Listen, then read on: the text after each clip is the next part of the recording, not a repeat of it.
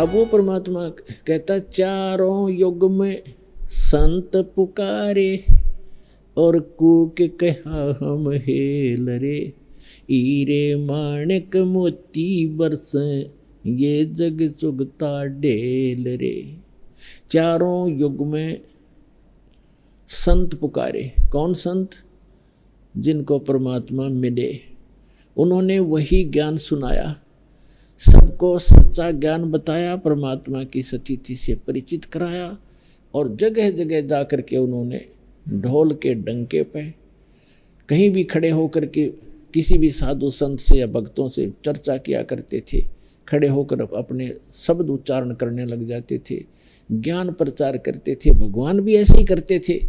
ऋग्वेद मंडल number 9 सूक्त 94 के मंत्र 1 में कहा कि वो परमात्मा जब यहाँ पृथ्वी पर आता है और एक कवियों जैसा आचरण करता हुआ घूमता फिरता है, लोकोक्तियों के माध्यम से ज्ञान बोलता है, दोहों के माध्यम से। ऋग्वेद मंडल नंबर 9 सूक्त 96 के मंत्र 16 से 20 में भी यही प्रमाण है कि वो कबीर देव, कबीर साहब नाम है उसका, और अपनी कबीर वाणी के द्वारा लोकोक्तियों के माध्यम से, दोहों के माध्यम से, शब्दों के माध्यम से, और ये जो शब्द सुनाते हैं राग पद्य भाग में, इनके माध्यम से ऊंचे स्वर में बोल बोल कर आवाज घूमता फिरता जैसे कवि आचरण करते हैं ऐसी लीला करता है। लेकिन वो भगवान होता है। वो कवियों में से भी एक कवि, प्रसिद्ध कवि की उपाधि भी प्राप्त करता है, लेकिन वो परमात्मा होते हैं। तो वो परमेश्वर आते हैं, क्या कहते हैं, चारों युग में मेरे संत पुकारे और कूक कहा हम हेल रे। हम सब ने मिलकर, मैंने भी और मेरे बच्चों ने आपको समझाने के लिए जोर जोर से आवाजें लगाई। कूक कहा हम हेल रे, हीरे माणिक मोती बरसे। हम तो हीरे मोती की जो है ना वर्षा कर रहे हैं, तत्व ज्ञान रूपी हीरे मोती, सतभक्ति रूपी हीरे मोती जो तुम्हें मोक्ष देंगे।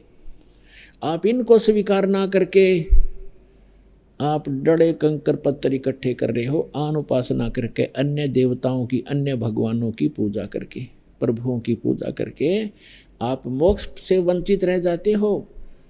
आगे चल के आपके संग्रहित भक्ति धन का कोई लाभ नहीं होता, क्योंकि वो बहुमूल्य नहीं होती, वो कंकर पत्थर होते हैं। तो परमात्मा का ये समागम जो चल रहा है किस उपलक्ष्य में है कि वो परमात्मा यहाँ आते हैं, अपने बच्चों को ज्ञान सुनाते हैं, लेकिन हम अज्ञान से इतने अंधे कर दिए जाते हैं। अज्ञानी संतों, काल प्रेरित इन ऋषि महर्षि आचार्यों और शंकराचार्यों द्वारा हम पूर्ण परमात्मा की भक्ति ना करके अन्य देवताओं की या अन्य तीर्थ और मूर्तियों की पूजा पर लगे रहते हैं। हम अपने सदग्रंथों से भी अपरिचित होने के कारण भगवान को पहचान नहीं पाते थे। तो अब परमात्मा ने रजा की, आपको शिक्षित किया, इस दास को सर्व ज्ञान संपन्न किया और ऐसे इंस्ट्रूमेंट बना दिए कि अब कोई ये नहीं कह सकता कि रामपाल झूठ बोल रहा है, इसलिए सब चुप हैं।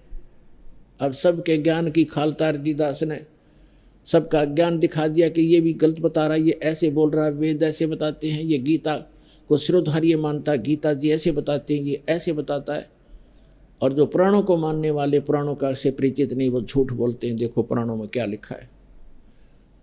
तब इन सबको सांप सूंघ गया और अब ये धीरे धीरे सभी पंथ और जितने भी आचार्य और शंकराचार्य आप पे फ्यूज हो जाएंगे। जितने भी संत पंथ हैं, इनका ज्ञान आपको सामने रूबरू कर दिया। जैसे पहले दास का जन्म किसान परिवार में होने के कारण हमें याद है कि वर्षा के दिनों में कहीं पर भी आम कोई खाकर डाल देता गुठली, वो आम के पौधे उगाते थे छोटे छोटे, हम उसको वहाँ से उठा के निकाल के और दूसरे खेतों में लगा कर आते जहाँ नहीं होते थे वृक्ष, तो वहाँ तक ले जाते। तो किसी पौधे की मिट्टी हट जाती जड़ों से, तो दूसरा साथी कहा करता तेरा ये पौधा ना उगे, ये लगे नहीं, क्योंकि भगवान ने, राम ने जड़ देख ली इसकी, राम ने जड़ दिखेगी। और वो ऐसे होता था, क्योंकि 1-1.5 घंटा दूसरे खेत में जान में लगता, वहाँ लगाते वो सूख ही जाता था, दूसरे लग जाते थे। तो पुण्यात्माओं, इन सभी पंथों की, इन सभी मंडलेश्वरों की और गुरुओं की आज जड़ दिखा दी आपको। ये थोड़े से दिन में सारे सूख जाएंगे कि सारी जनता यहाँ आ जाएगी, ये फ्यूज हो जाएंगे।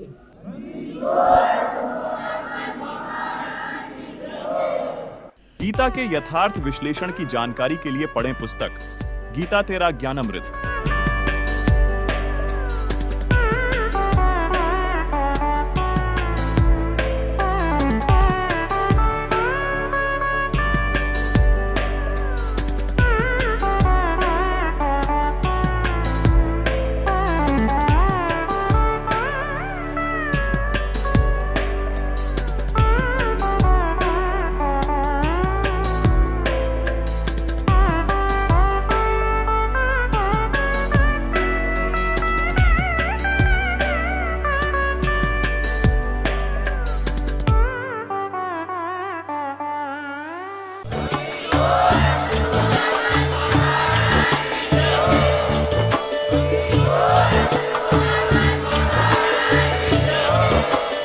आप सुन रहे थे जगत गुरु तत्वदर्शी संत रामपाल जी महाराज जी के मंगल प्रवचन। अधिक जानकारी के लिए विजिट कीजिए हमारी वेबसाइट www.jagatgururampalji.org। संत रामपाल जी महाराज जी के शुभ आशीर्वाद से पूरे विश्व भर में 500 से भी ज्यादा नाम दीक्षा केंद्र हैं, जिन पर संत रामपाल जी महाराज जी द्वारा ऑनलाइन निशुल्क नाम दीक्षा दी जा रही है। अपने नजदीकी नाम दीक्षा केंद्र का पता करने के लिए संपर्क करें 8222880541।